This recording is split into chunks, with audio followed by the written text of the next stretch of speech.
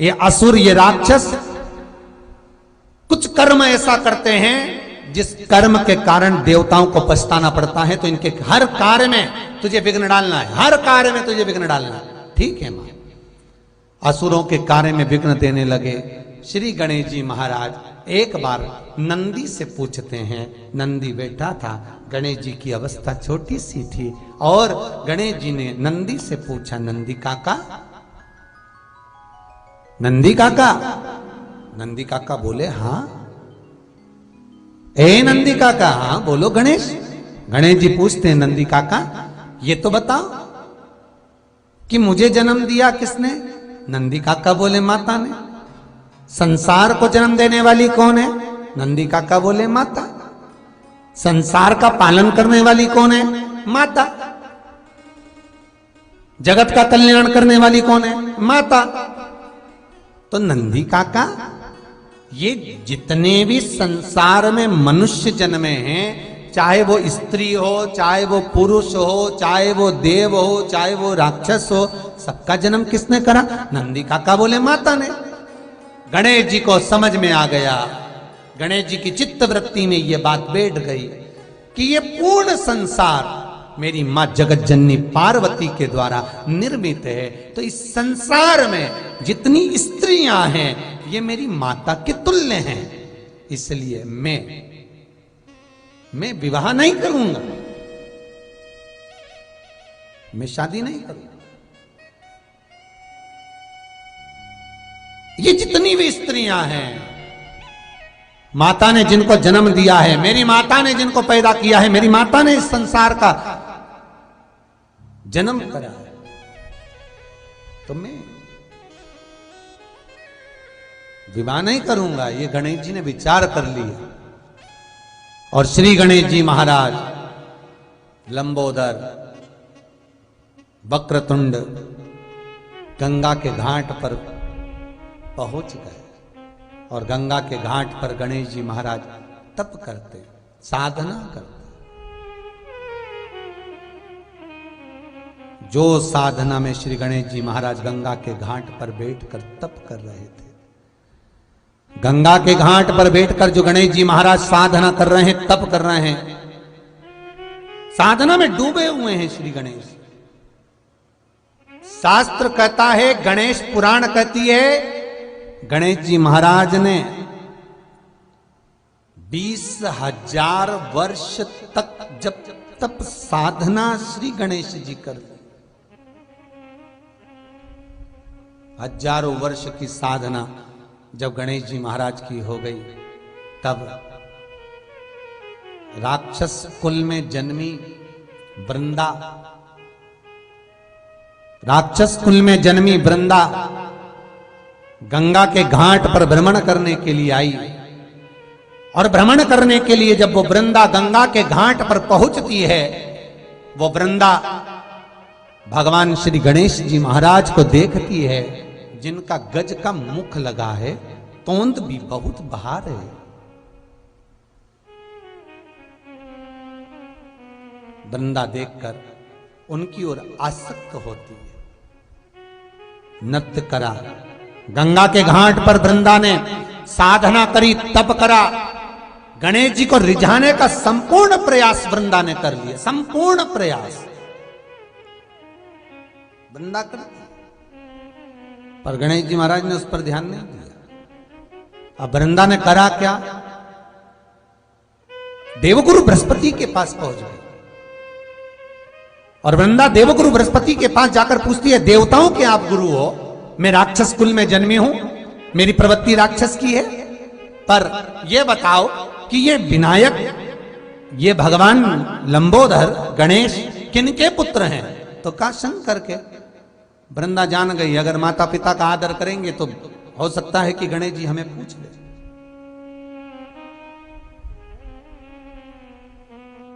हो सकता है गणेश जी हमें पूछ ले।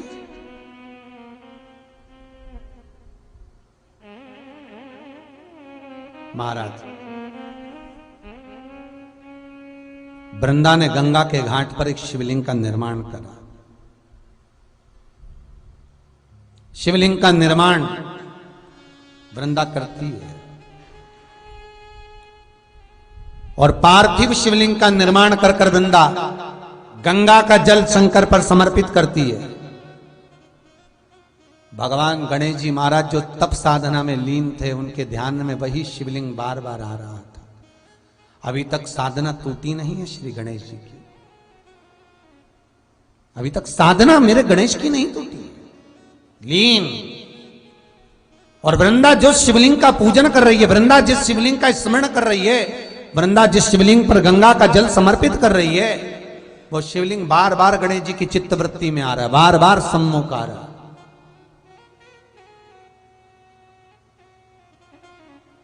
और वृंदा ने ये विचार कर लिया कि अब मुझे ये संसार सागर में नहीं, अब मुझे गणेश जी के चरणारविंद में रहना है।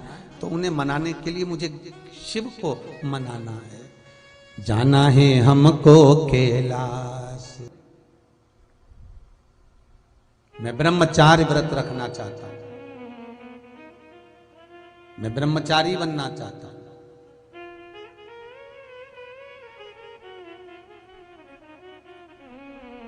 वृंदा ने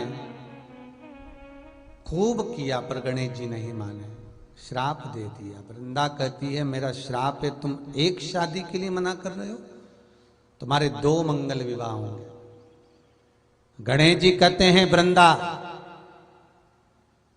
बिना सोचे समझे तूने मुझे श्राप दिया है, मैं तुझे श्राप देता हूं, तू तुलसी का पौधा बनेगी और मेरे सामने कभी नहीं आएगी। एक शंकर जी, एक गणेश जी, ये 2 देवता ऐसे हैं जिन पर तुलसी नहीं चढ़ती है, उनके भोजन में कभी तुलसी नहीं जाती है, उनकी भोजन की थाली में कभी तुलसी नहीं रहती। शंकर को तो फिर भी बैकुंठ चतुर्दशी के दिन रात्रि को 12 से 4 के बीच में तुलसी चढ़ भी जाती है, पर गणेश जी को तो वो तुलसी चढ़ती ही नहीं है। गणेश जी को समर्पित करना है तो शमी पत्र समर्पित करो, बेलपत्र समर्पित करो, दुर्वा समर्पित करो, पर तुलसी नहीं। गणेश जी को समर्पण नहीं है तुलसा।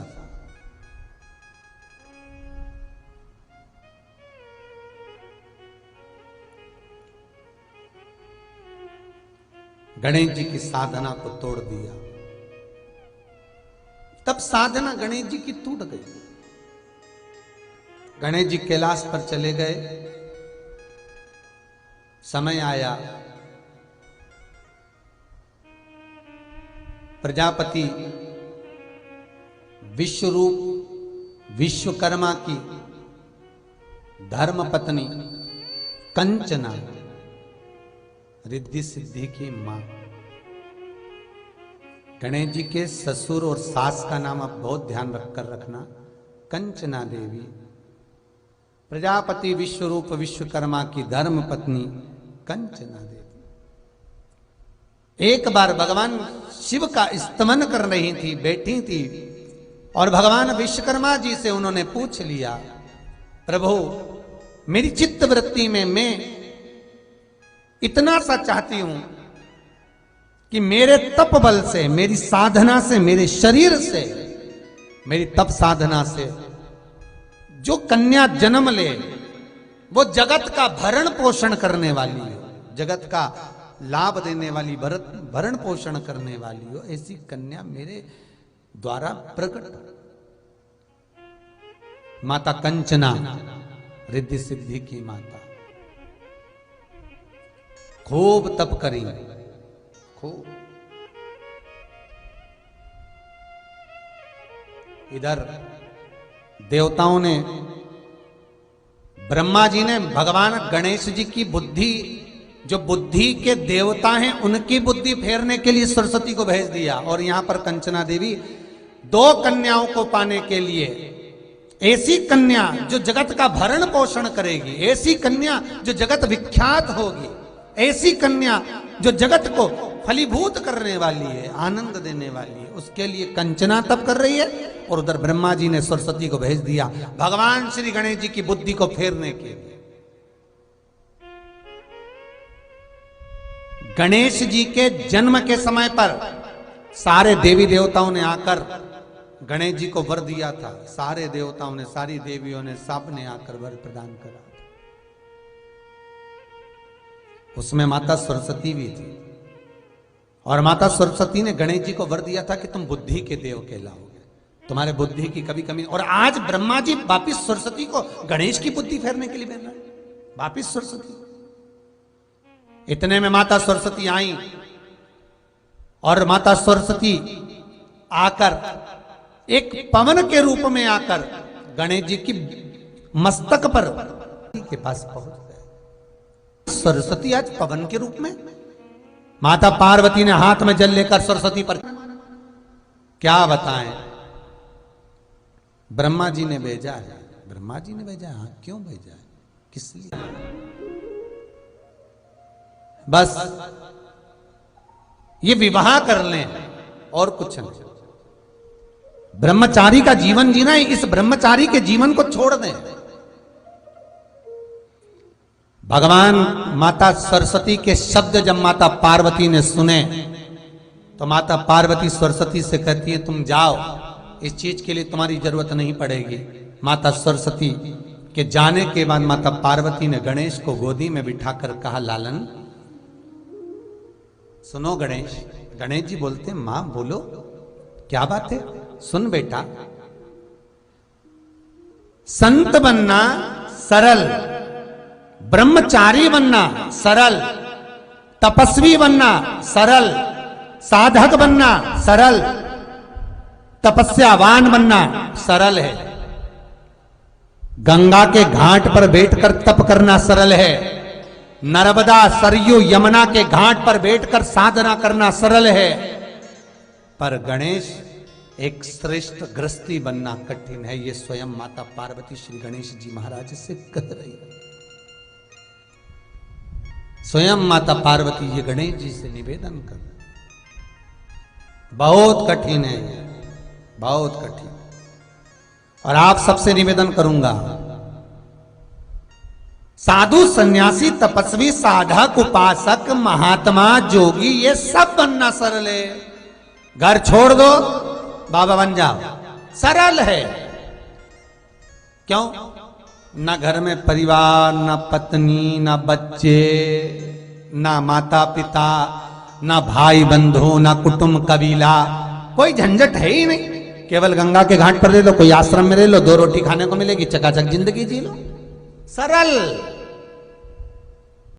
पर कठिन है परिवार में रहकर भगवत भजन करना, कठिन है परिवार में रहकर नाम स्मरण करना, कठिन है भगवत भजन में डूबना। परिवार में रहकर जो भगवत भजन में डूबा, ये बहुत कठिन है, बहुत कठिन।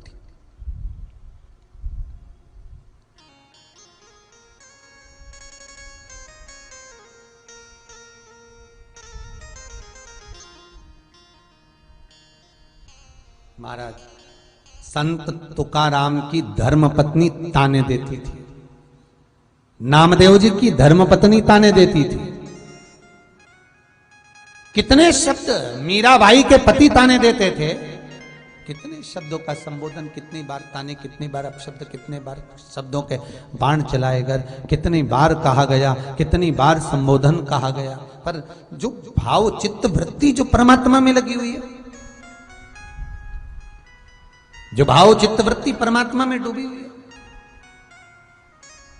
और अपनी बुद्धि को भगवान को समर्पित कर दे। बस परिवार में रहो, जो जग में रहूं तो ऐसे रहूं, जो जल में कमल का फूल रहे, मेरे अवगुण दोष समर्पित हो, करतार तुम्हारे चरणों में। भगवान को छोड़ कर रहो कि मेरा पूरा जीवन आपके लिए है।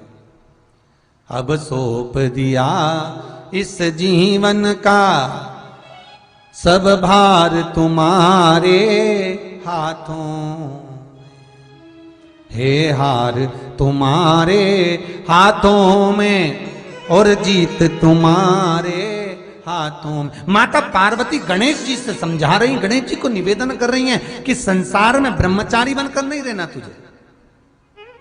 तुझे तपस्वी बनकर नहीं रहना, तुझे साधक बनकर नहीं रहना, तुझे साध्य बनकर नहीं रहना, तुझे तो केवल केवल और केवल गृहस्थ आश्रम में रहकर भगवत भजन करना। गृहस्थ आश्रम,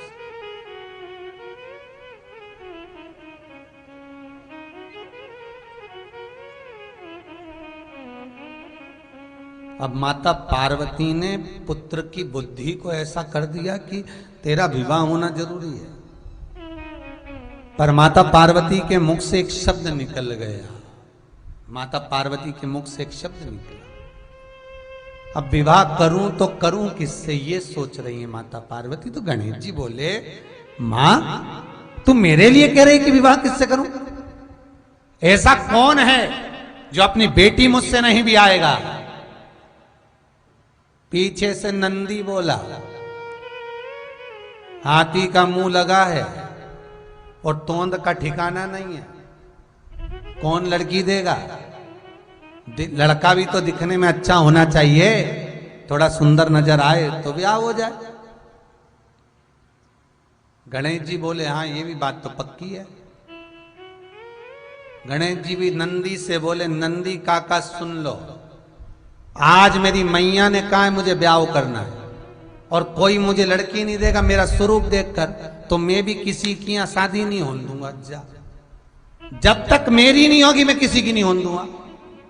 अब गणेश जी तो बड़े उपद्री, अब सारे देवताओं में इनको पद मिला है गणाधिपति गणेश का, मतलब प्रथम गिनती में यही आएंगे। सबके यहाँ देवताओं की पूजन होगी तो पहले इनको पूजा जाएगा। अब शादी में सबसे पहले नोते तो गणेश जी को ही नोते। अब ये शादी में जाके नोते तो बैठ तो गए चूहे के साथ में बढ़िया आराम से, पर इनकी यहां जैसी शादी की तैयारी हो, गणेश जी चूहों की टीम बुलवा के सारा अनाज खिलवा दे, बोरियों में छेकड़े पड़वा दे। अब लड़की के जितने कपड़े बने, लड़की तैयार होने के लिए जैसे ही जाए तो उसके कपड़ों में पूरे में छेदी छेद मिल जाए। बचा कुचा था तो गणेश जी महाराज बैठे बैठे सारा काम ऐसा करे, शंकर जी के गले में जो सांप पड़े थे, जहां से दूल्हा शादी करने आ रहा था, जिस जनवासे में दूल्हा ठहरता था उसमें सांप बिच्छू भर दे। अब जैसी सांप बिच्छू भरे तो दूल्हा तो भाग जाए। ना तो किसी के लड़के की शादी हो, ना किसी की लड़की की शादी हो, सब कुंवारे कुंवारे घूमे सारे। अब सारे जगत के कुंवारे छोरा और छोरी घूमे तो माता ब्रह्माणी के पास में पहुंचे, और ब्रह्माणी के पास जब इंद्रदेव जाकर पहुंचे तो इंद्राणी और इंद्रदेव ने कहा, मां ब्रह्माणी कुछ करिए। ब्रह्माणी बोले, क्या करना है? तुमने सारे कुंवारे पैदा कर दी। भगवान माता सरस्वती बोले, सबकी लेखनी लिखी, सबकी शादी होगी, सबकी लड़के सबकी लड़की, सबका शादी का ब्याह का लिखा है, फिर कुंवारे कैसे रह गए?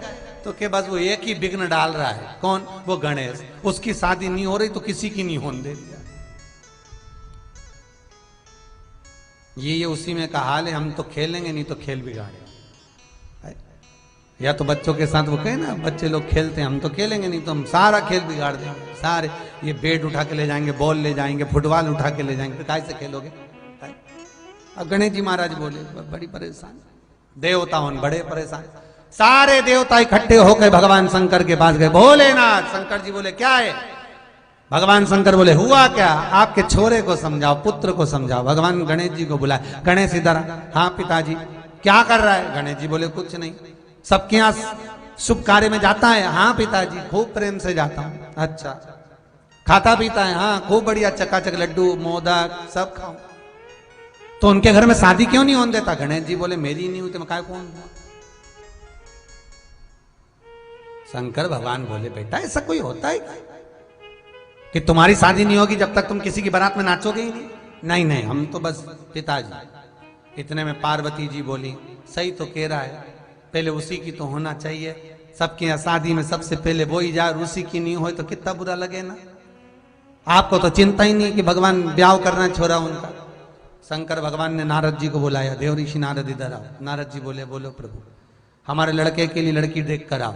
नारद जी मन में सोचे कि कार्तिकेय के लिए बोल रहे हैं, क्योंकि कार्तिकेय बड़ा होगा तो उसको तो कोई भी लड़की दे देगा। इतने में शंकर जी बोले, जा रहे हो पर एक बात सुन लो कि पहले शादी इसी की करना है, नहीं तो ये कार्तिकेय की भी नहीं होने देगा। शादी इसी की करना है। भगवान बोले, ठीक है। बहुत ध्यान देना महाराज, बुधवार को अष्टमी पड़ रही है, दुर्वाष्टमी, गौरी अष्टमी, राधाष्टमी, और बुधवार के दिन पड़ रही है। बहुत कम पड़ती है।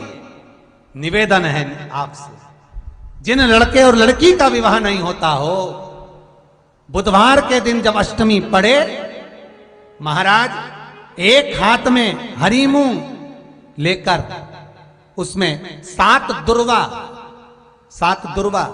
हाथ में लेकर चंद्रमा के ऊपर से छत पर जाकर 7 बार उतार कर जो गणेश जी के मंदिर में विवाह की कामना कर कर चढ़ा देते हैं, शास्त्र कहता है उसका विवाह 4 महीने के अंदर पक्का हो जाता है।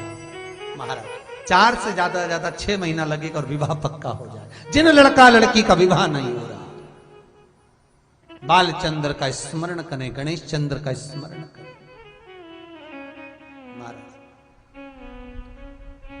भगवान देवर्षि नारद चले, माता कंचना तप में लीन है और उनकी तप साधना से, उनके तेज पुंज से 2 कन्याओं ने जन्म लिया। जैसे भगवान गणेश जी महाराज माता पार्वती के शरीर के उपटन से प्रकट हुए हैं, माता कंचना के शरीर के भाग से 2 देवियां प्रकट हुई, एक रिद्धि दूसरी सिद्धि। क्यों प्रकट करा इनको प्रकट करने का कारण क्या था? गणेश जी को प्रकट करने का कारण क्या था? कि असुरों के काम में विघ्न डालना है। पर गणेश जी क्या कर रहे हैं? असुरों के काम में तो विघ्न डाला, पर इनकी शादी नहीं हुई तो ये देवताओं के काम में भी विघ्न डालने लगे, ब्याह नहीं होने दे। तो माता कंचना देवी से स्वयं विश्वकर्मा जी ने निवेदन करा, हे कंचना तुम्हारे शरीर से 2 देवियां प्रकट करो और गणेश जी की सेवा में भेज दो। गणेश जी को जिस घर में लोग विवाह शादी में बुलाएंगे, वहां पर तुम्हारी दोनों बेटियां गणेश जी की सेवा में जाएंगी। हर शादी में तुम्हारी 2 बेटियों को भेज देना, रिद्धि और सिद्धि को। तो इन रिद्धि सिद्धि को क्यों भेजना? तो कंचना देवी जब गणेश जी अपने चूहों को, अपने गणों को आदेश करेंगे कि जाओ शादी में विघ्न डालो, तब तुम्हारी रिद्धि सिद्धि गणेश जी की ऐसी सेवा करे कि गणेश जी की दृष्टि काम बिगाड़ने में जाए ना, और तुम्हारी देवियां काम सवार दे। बस इतना सा काम तुम्हारी देवियों को करना। गणेश जी का जन्म हुआ था असुरों के कार्य में विघ्न डालने के लिए, देवताओं के कार्य में विघ्न डालने, शादी नहीं होने दे। रिद्धि सिद्धि का काम है कार्य को सफल करना। तो गणेश जी की सेवा में रिद्धि सिद्धि पहुंच गई। और जब गणेश जी की सेवा में रिद्धि सिद्धि पहुंची, अब गणेश जी महाराज रिद्धि सिद्धि कभी, जैसे ही गणेश जी महाराज अपने चूहे को पास में बुलाए कुछ बोलने के लिए, इतने में रिद्धि पहुंच जाए पंखा झेलने के लिए। इतने में सिद्धि आके बोले, प्रभु क्या खाओगे? गणेश जी बोले मोदक। सिद्धि जाए मोदक लेने, इतने में रिद्धि चरण दबाए। रिद्धि चरण दबाए तो गणेश जी का ध्यान चूहों पे जाए नहीं, और जिसकी यहाँ शादी थी उसका मंगल ब्याह बड़े प्रेम से हो जाए। गणेश जी जब घर आए तो चूहे बोले, प्रभु आज तो काम नहीं बिगाड़ा अपन ने। गणेश जी बोले, ये रिद्धि सिद्धि बहुत चतुर है, ये काम नहीं बिगाड़ने दे रही है। कहां है रिद्धि सिद्धि? बुलाओ उनको। बुलाया रिद्धि सिद्धि को। गणेश जी ने कहा, ए रिद्धि सिद्धि सुनो, मैं तुम्हें श्राप देता हूं। इतने में तो तुरंत कंचना देवी सामने प्रकट हो गई, और माता कंचना देवी आकर बोली, प्रभु श्राप मत देना मेरी बेटियों को, इनको श्राप नहीं दीजिए। क्यों? किस लिए ना श्राप दूं मैं? कंचना कहती है, प्रभु श्राप। भगवान के मंदिर में पहुंचकर ये 5 दर्शन मनुष्य नित्य करता है। पहला भगवान के चरणों का, दूसरा भगवान के नाभि कोश का, तीसरा भगवान के वक्षस्थल का, चौथा भगवान की शिखा का, और 5वां भगवान के नयन का।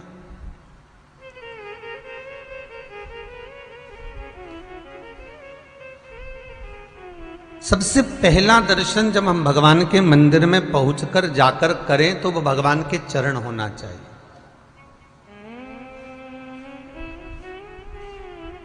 परमात्मा के चरण, और चरणारविंद का दर्शन कर कर भगवान से विनती करो, हे प्रभु तन कहीं पर भी रहे, ये शरीर कहीं पर भी रहे, पर मन आपके चरणों में सदा रमा रहे, ऐसी कृपा कर।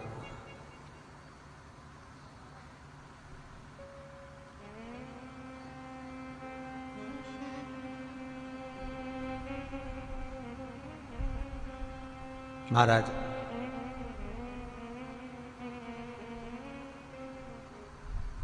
भगवान के चरणारविंद में जब ये मन लगा रहेगा, भगवान के चरणों में ये चित्त रमा रहेगा, तो ये चित्त वृत्ति कहीं भटकेगी नहीं। भीष्म पितामह ने भगवान कृष्ण से शब्द कहा था। कृष्ण जब भीष्म पितामह से कहते हैं कि पितामह तुम अपने प्राणों को त्यागते क्यों नहीं हो,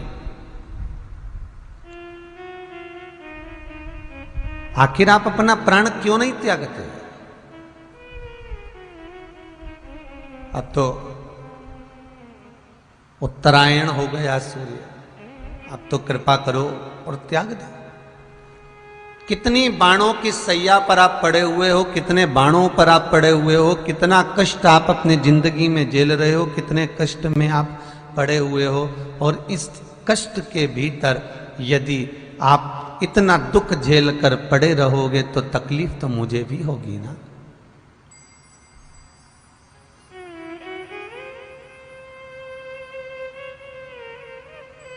दुख तो मुझे भी होगा। आपसे निवेदन है, आप इस शरीर को त्यागो।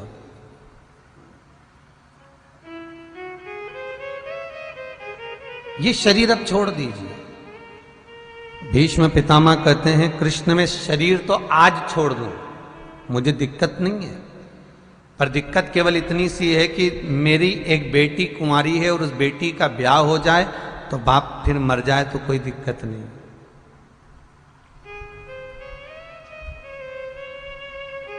घर में अगर बेटी कुंवारी बैठी रहे तो पुराने समय में तो माँ बाप तीर्थ करने भी नहीं जाते थे।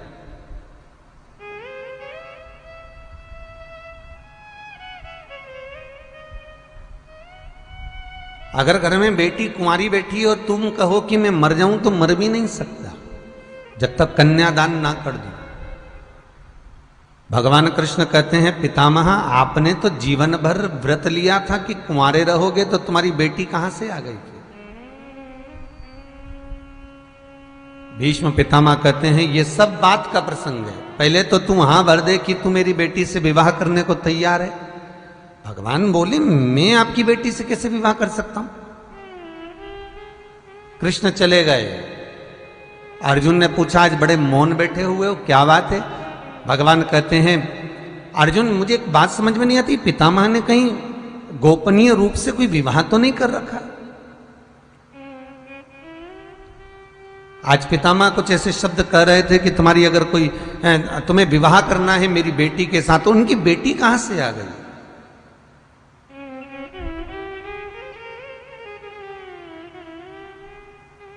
अर्जुन कहते हैं नहीं कृष्ण, पितामह की कोई बेटी नहीं है, हम जानते हैं,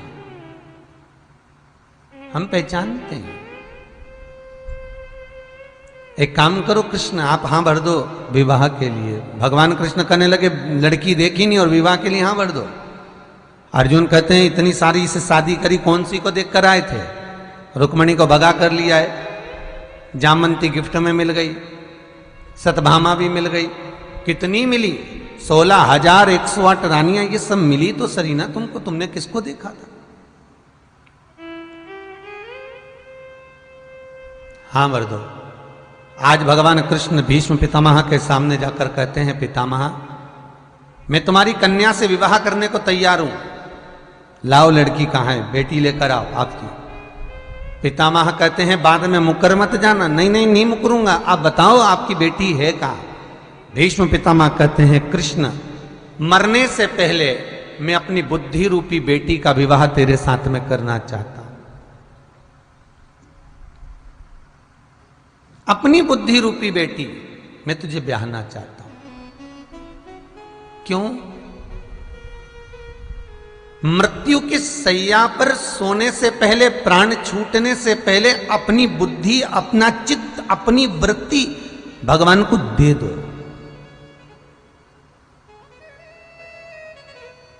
भगवान को प्रदान कर दो कि ये मन, ये चित्त, ये वृत्ति अब आपको दे दी।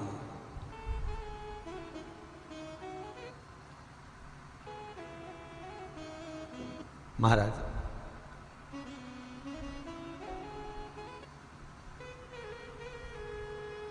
इसलिए प्रथम दर्शन में पहला दर्शन है चरण।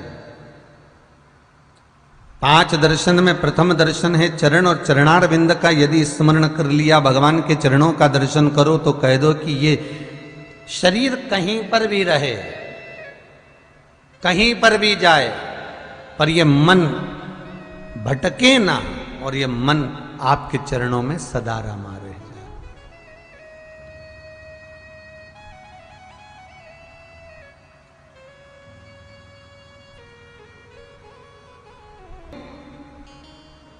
क्योंकि मनुष्य पृथ्वी पर रहता है और देव अधिदेव महादेव भी पृथ्वी पर रहते हैं। वो कैलाश पर, और कैलाश कहीं बैकुंठ में नहीं है, कैलाश कहीं ब्रह्मलोक में नहीं है, कैलाश किसी स्थान पर नहीं है। कैलाश अगर है तो यही पृथ्वी पर है। आप और हम सब कैलाश पर ही तो रह रहे हैं।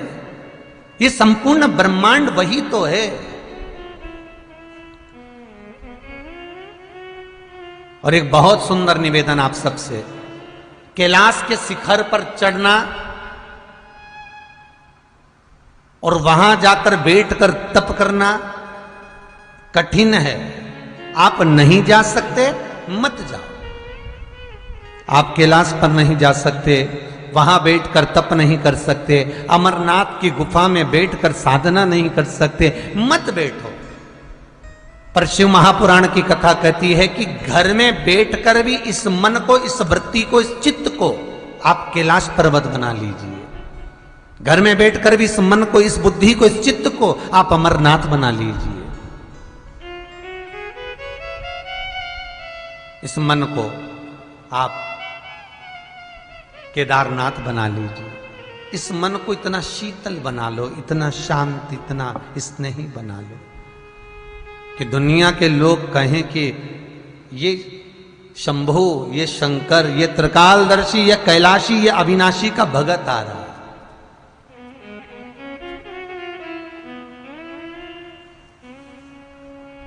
जब उज्जैन में 84 महादेव की कथा हुई थी, उज्जैन में 84 महादेव की यात्रा रखी थी, तो कथा के जो पंडित जी थे, श्री राम जी शर्मा, गोपाल मंदिर वाले पंडित जी, मुख्य यजमान बने थे पंडित जी। आपने सबने टीवी पर कथा भी देखी थी। जहां बैठ गए। बुढ़ापे में भगवान क्यों पांव बेकार करता है? उसका कारण केवल इतना सा है, मां, कि तूने जगत में खूब घूम लिया, तू जगत के रंग खूब देखकर आ गई, पूरे जगत को घूम कर आ गई मां, पर अब इस जगत में तुझे नहीं घूमना है। अब घर में बैठकर तुझे साधना करना,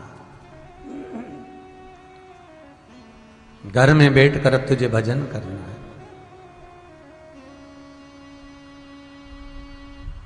कपिल देव से मां देहूती कहती है, नैनों से दिखाई नहीं देता बुढ़ापे में। कपिल जी महाराज कहते हैं, मां बुढ़ापे में दिखाई नहीं देता। भगवान कहता है, जगत को खूब देख लिया, भीतर से मुझे देख ले। बुढ़ापे में सुनाई नहीं देता।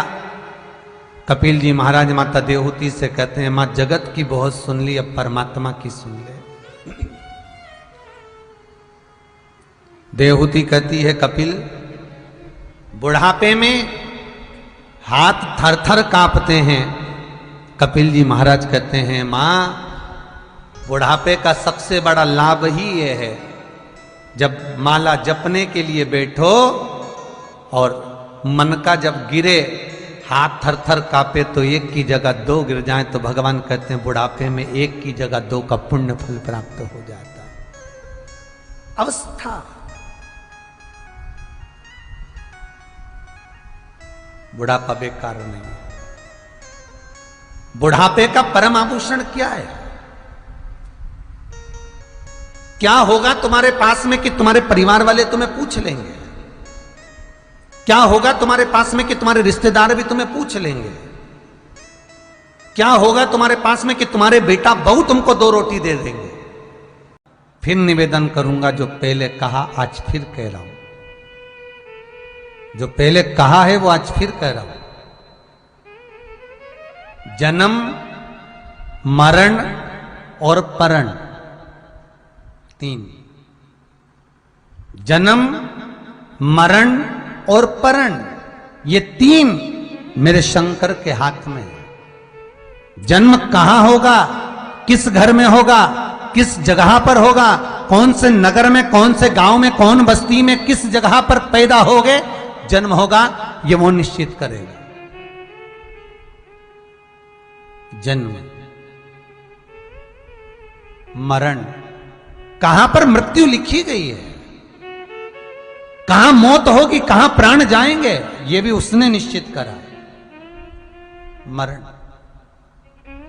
परण, विवाह, खूब देखकर अच्छे संबंध करा, लड़की खुश रहेगी, खूब पैसा है साहब, अरे क्या समधी मिला, क्या वीआई मिला, खूब पैसा, खूब पैसा।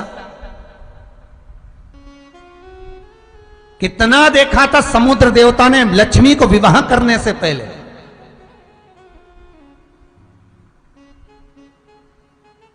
कितना देखा था। नारायण के पास में कितना है, भगवान विष्णु के पास में बैकुंठ, सोने की अंबारियां, सोने के कलश, सोने का मंडप, सोने का तोरण, सोने के कलसा, कितना देखा था। पर समुद्र देवता को यह मालूम था कि लक्ष्मी जी चरणों में बैठी मिलेगी। धन बहुत है, पर माता नारायण के चरणों में बैठी है, माता नारायण के चरणों में विराजमान है। और सबने मना करा था, पार्वती विवाह मत कर, पार्वती शंकर भस्मी रमाते हैं, जटा जूट बांधते हैं, मृग छाला पहनते हैं, गले में सर्पों की माला पहनते हैं, मुंड माला धारण करते हैं, अरे पार्वती मत ब्याह कर। हिमालय राज कहते हैं मैं बेटी नहीं ब्याऊंगा ऐसे घर में, मेरी बेटी को तो मैं अच्छे घर में दूंगा। पर किस्मत देखो, जहां राजसी ठाट देखकर समुद्र देवता ने लक्ष्मी को ब्याया था, माता लक्ष्मी भगवान विष्णु के चरण के पास में मिलती हैं। और जहां कुछ भी नहीं था, कोई धन नहीं, कोई वैभव नहीं, कोई सत्ता नहीं, कोई राजसी ठाट नहीं, वहां हिमालय राज ने अपने इतने राजसी ठाट में से बेटी को ब्याया था। वहां जाकर देखते हैं तो कम से कम प्रसन्नता तो होती है कि पार्वती शिव के नजदीक वाम अंग पर विराजमान है, पास में बैठी।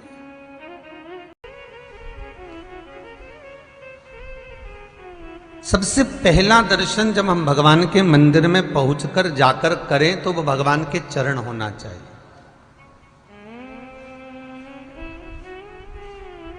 परमात्मा के चरण, और चरणारविंद का दर्शन कर कर भगवान से विनती करो, हे प्रभु तन कहीं पर भी रहे, ये शरीर कहीं पर भी रहे, पर मन आपके चरणों में सदा रमा रहे, ऐसी कृपा कर।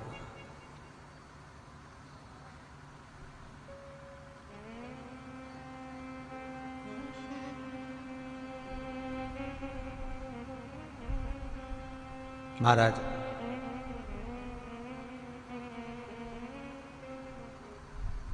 भगवान के चरणारविंद में जब ये मन लगा रहेगा, भगवान के चरणों में ये चित्त रमा रहेगा, तो ये चित्त वृत्ति कहीं भटकेगी नहीं। भीष्म पितामह ने भगवान कृष्ण से शब्द कहा था, कृष्ण बहन आ गई तो उससे कह दिया मेरी बहू ऐसी है, मेरा बेटा ऐसा है। बेटियों को फोन लगा के बोल रहा है मेरी बहू ऐसी, मेरा बेटा ऐसा। नाते रिश्ते वालों को फोन लगा के बोल रहा है मेरी बहू ऐसा, मेरा बेटा ऐसा। तो कौन सी मौसी आकर कुछ कर देगी, कौन सी बेटियां आकर कुछ कर देगी, कौन सी बुआ आकर कुछ कर देगी? कोई कुछ नहीं कर सकता। ये सास, ये ससुर, ये बहू, ये बेटा, सवरना तुमको है। निंदा करने की जगह थोड़ा बैठकर भगवान का एकांत में भजन कर लेना। इन किसी को फोन लगाकर मत कहना कि मुझे ये तकलीफ है, मेरी बहू मुझे तकलीफ दे रही है, मेरा बेटा मुझे तकलीफ दे रहा है। अगर कहना तो मेरे विश्वनाथ से कहना, मेरे शंभू से, मेरे शंकर से कहना, जो दुनिया के दुख हरता है तुम्हारे भी हर लेगा। एक बार उसके सामने जाकर मंदिर में बैठकर बस इतना कह देना, उसका नाम बता देना कि ये है और इसने ऐसा करा है, बस उसके बाद शंकर निर्णय देगा, इसके बाद शिव निर्णय देगा कि करना शंकर को क्या है। पहले अदालत नहीं होती थी, पहले पंचायत नहीं होती थी, पहले ना अदालत थी ना पंचायत थी, ना कहीं बैठक होती थी निर्णय लेने के लिए।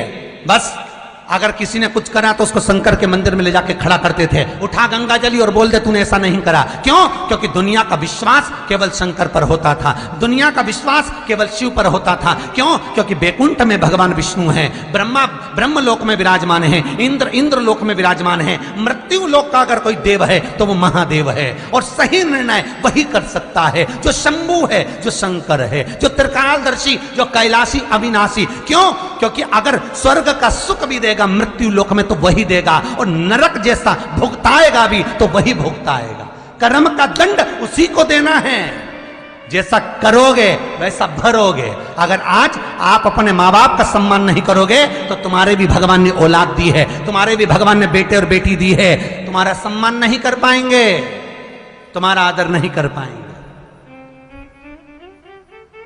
पहले भी कथा में कहा है, मंदिर में दिया मत लगाना, अगरबत्ती मत लगाना, पर किसी के चेहरे पर प्रसन्नता ला कर दे देना, वो दिया अगरबत्ती से बढ़कर होगा। दीपावली पर आतिशबाजी चलाने से पहले किसी के हृदय चित्त में, किसी के मन में प्रेम का आतिशबाजी फैला देना, थोड़ा सा प्रेम दे देना,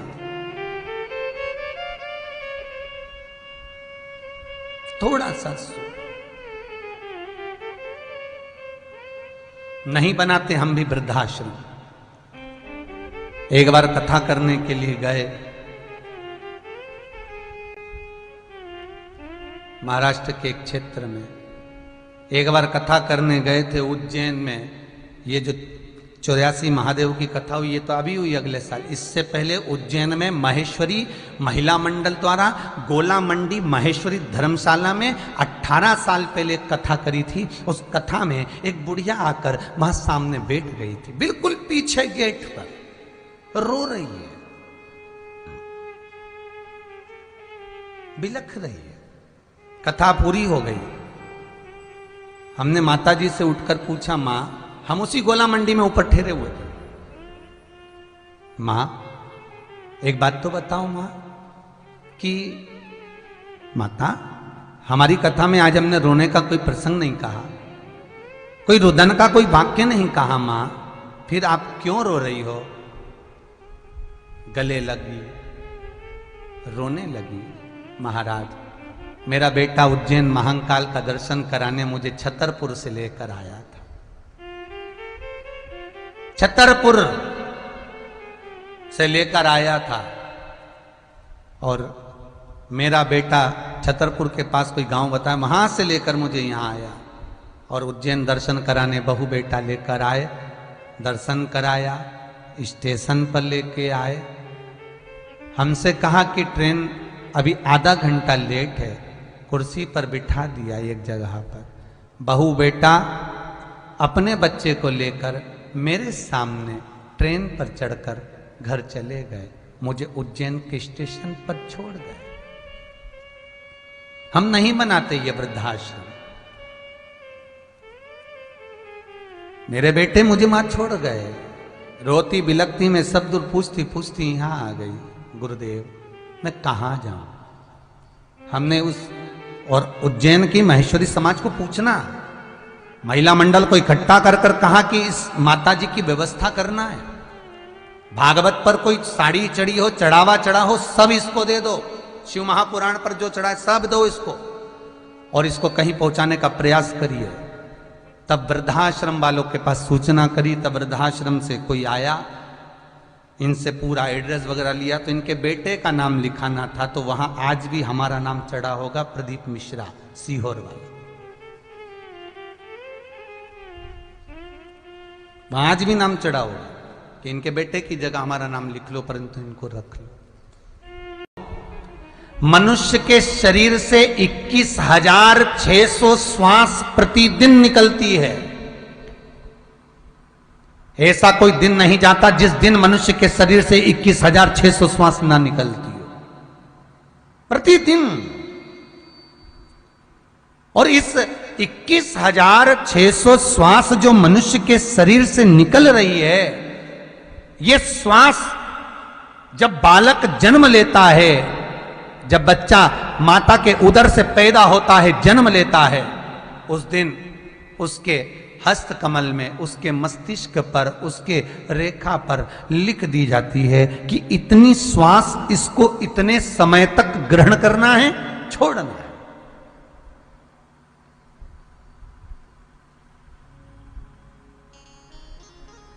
उस श्वास में व्यक्ति के जीवन का लेखन लिखा होता है।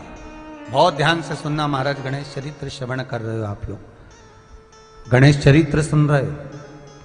शिव महापुराण का सबसे श्रेष्ठतम चरित्र है ये 3 प्रश्न। बहुत ध्यान से सुनिएगा। गणेश 21,600 श्वास जो मनुष्य के शरीर से निकल रही है, इन श्वास में बंटवारा हो जाता है। इन श्वास में कुछ बटा हुआ होता है, इन श्वास में कुछ बट जाता है कि कितनी श्वास किस चीज के लिए। 21,600 श्वास में से कुछ श्वास मनुष्य के शरीर में पूर्व का कर्म भोगने के लिए होती है। फिर निवेदन करूंगा, जो पहले कहा आज फिर कह रहा हूं, जो पहले कहा है वो आज फिर कह रहा हूं। जन्म, मरण और परण, 3। जन्म, मरण और परण, ये 3 मेरे शंकर के हाथ में है। जन्म कहां होगा, किस घर में होगा, किस जगह पर होगा, कौन से नगर में, कौन से गांव में, कौन बस्ती में, किस जगह पर पैदा होगे, जन्म होगा, ये वो निश्चित करेगा। जन्म, मरण, कहां पर मृत्यु लिखी गई है, कहां मौत होगी, कहां प्राण जाएंगे, ये भी उसने निश्चित करा। मरण, परण, विवाह, खूब देखकर अच्छे संबंध करा, लड़की खुश रहेगी, खूब पैसा है साहब, अरे क्या समधी मिला, क्या वीआई मिला, खूब पैसा, खूब पैसा। कितना देखा था समुद्र देवता ने लक्ष्मी को विवाह करने से पहले।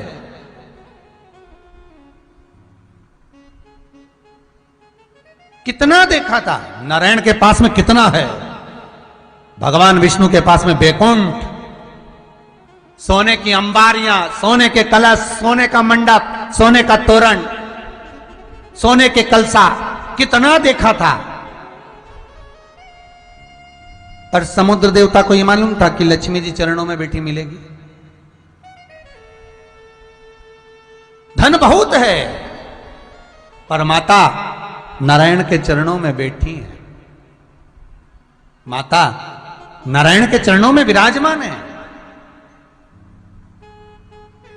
और सबने मना करा था, पार्वती विवाह मत कर, पार्वती शंकर भस्मी रमाते हैं, जटा जूट बांधते हैं, मृग छाला पहनते हैं, गले में सर्पों की माला पहनते हैं, मुंड माला धारण करते हैं। अरे पार्वती मत ब्याह कर। हिमालय राज कहते हैं मैं बेटी नहीं ब्याऊंगा ऐसे घर में, मेरी बेटी को तो मैं अच्छे घर में दूंगा। पर किस्मत देखो, जहां राजसी ठाट देखकर समुद्र देवता ने लक्ष्मी को ब्याया था, माता लक्ष्मी भगवान विष्णु के चरण के पास में मिलती हैं। और जहां कुछ भी नहीं था, कोई धन नहीं, कोई वैभव नहीं, कोई सत्ता नहीं, कोई राजसी ठाट नहीं, वहां हिमालय राज ने अपने इतने राजसी ठाट में से बेटी को ब्याया था, वहां जाकर देखते हैं तो कम से कम प्रसन्नता तो होती है कि पार्वती शिव के नजदीक